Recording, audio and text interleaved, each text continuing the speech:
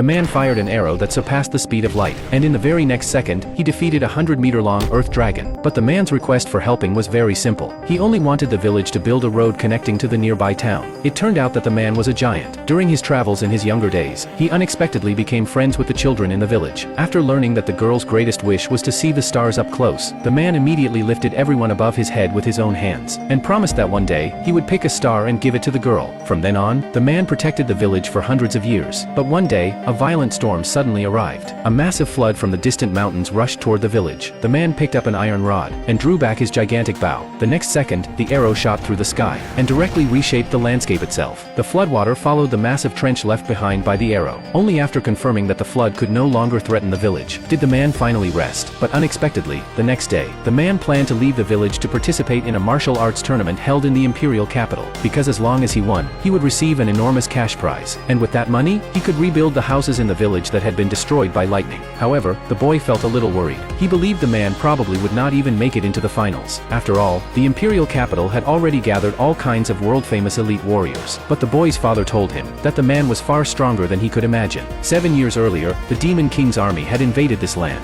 The nearby villages had all suffered devastating destruction. Only their village remained completely unharmed, because every single day, the man aimed his bow at the Demon King's army. Even though he never fired a single arrow, the Demon King's army was so terrified that they never dared approach the village. Then, the father opened the window, and countless shooting stars streaked across the night sky. But those shooting stars were actually arrows fired by the man. Their speed was so fast that the arrows burst into flames in midair.